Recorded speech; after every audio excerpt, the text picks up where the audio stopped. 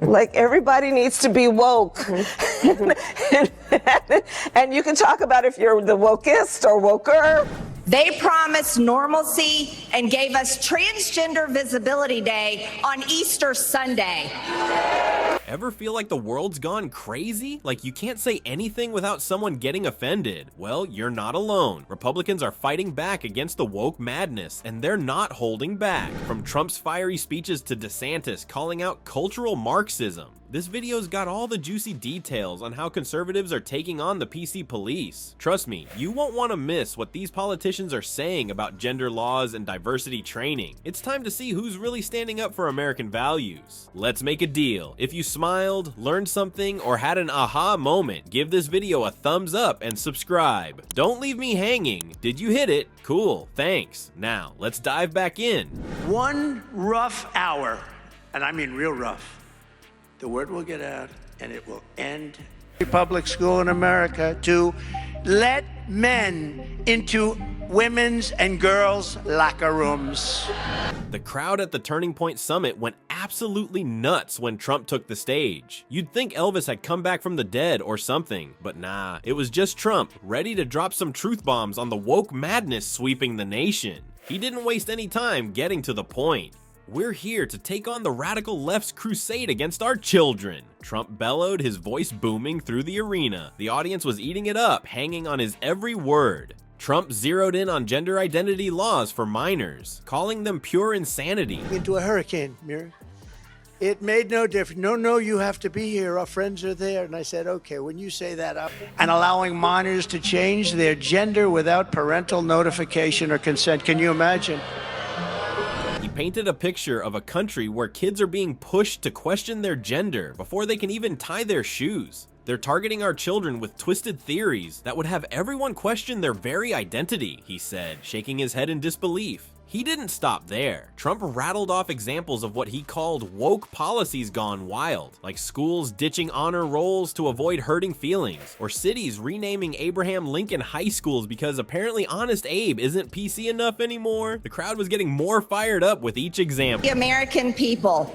For far too long, the establishment in Washington has sold us out.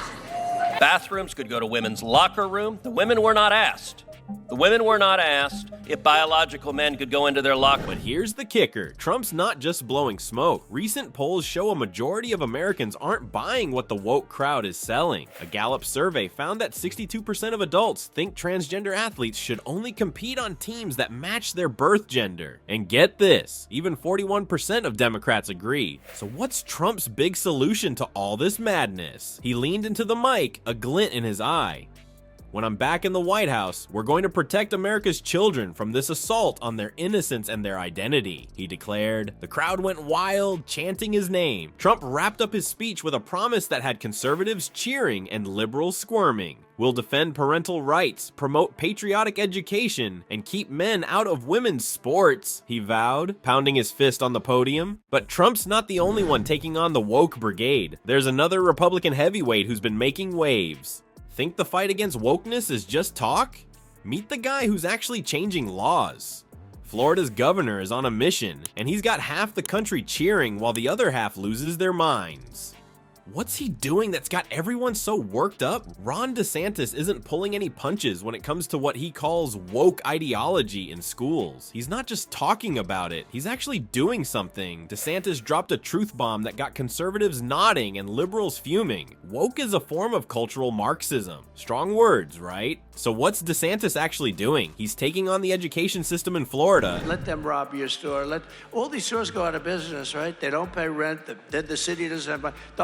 It's a change. Don't tell me that a man can get pregnant and expect me to believe that. That is not true, and we can't govern our society based on things that are not true. And he's not being subtle about it. He banned critical race theory from schools faster than you can say systemic racism. Then he went after something called the African American Studies AP course. DeSantis said it was pushing a political agenda. The College Board wasn't happy, but DeSantis didn't back down. But that's not all. DeSantis signed the Stop Woke Act into law. It limits limits how race and gender can be taught in schools and workplaces. Progressive educators are losing their minds over this. They say it's censorship and that it'll make it harder to teach about racism and sexism. DeSantis says he's just trying to keep woke indoctrination out of classrooms. Here's the thing, DeSantis isn't just making noise. These policies are actually changing things in Florida. Some teachers are scared to talk about certain topics now. They're worried they might get in trouble if they say the wrong thing. On the other hand, some parents are thrilled. They think schools were going too far with all this stuff about identity and privilege. And get this, other states are starting to follow Florida's lead. Texas, Oklahoma, and Tennessee are all looking at similar laws. It's like DeSantis started a domino effect. So how's all this playing out for DeSantis? Well, conservatives love it. His approval ratings among Republicans are through the roof. Some people are even saying he could give Trump a run for his money in 2024.